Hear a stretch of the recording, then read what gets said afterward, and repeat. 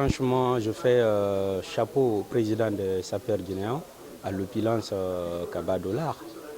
Vraiment, ce jeune est à encourager, pas seulement parce qu'il a organisé un festival, mais parce qu'il fait monter le flambeau de la Guinée partout dans le monde entier. Et avec tous ces prix qu'il a eu sur l'échelle internationale, franchement, je lui fais chapeau. C'est avec un cœur très meurtri tout à l'heure que j'ai pris la parole. Vous avez vu, j'étais très énervé du fait que les enfants n'ont pas eu de soutien. Vous voyez, force est de reconnaître, on a un jeune président qui est très humble, qui a vraiment la tête sur les épaules, il faut le reconnaître, qui est animé d'un très bon sentiment. Mais malheureusement, ce gouvernement-là n'est pas à son image.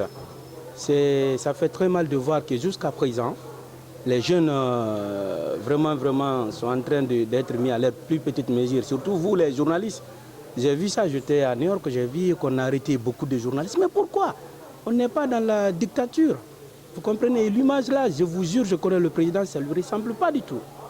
Donc je ne ferai que l'ancien appel solennel à vous, les hommes des médias, à tous ces jeunes comme Kaba Dollar à Wembalozi, tous nos présidents, même là où je vous parle, vous avez suivi la dernière conférence des ministres, vous avez vu, tous les ministres s'échappent. Et c'est à travers les initiatives, pareil que le gouvernement du CNRD ont commencé à porter les lépis et tout ce qui est guinéen. Vous pouvez prendre l'exemple sur ce jeune président, il est entrepreneur. Il a une entreprise de BTS et d'équipement de construction. Donc c'est à travers ça, il a eu à financer tout. Il a dit tout de suite là. Donc c'est une manière pour moi de dire à la jeunesse africaine vraiment de se miser dans l'entrepreneuriat et d'évoluer dans le secteur privé.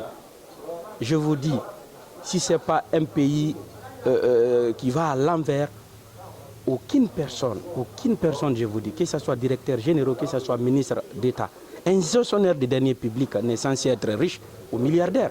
Tous les milliardaires du monde entier ont un point commun, c'est des entrepreneurs, ils évoluent dans le secteur privé. Mais en Afrique, c'est le contraire. C'est quand on devient ministre, on devient directeur, on pense qu'on peut s'offrir tout le luxe du monde. D'ailleurs, c'est ce qui fait que la jeunesse africaine pense que pour être riche, il faut être dans le gouvernement. Sinon, la meilleure manière de s'en sortir, c'est d'être entrepreneur comme le président des Sapeurs guinéens.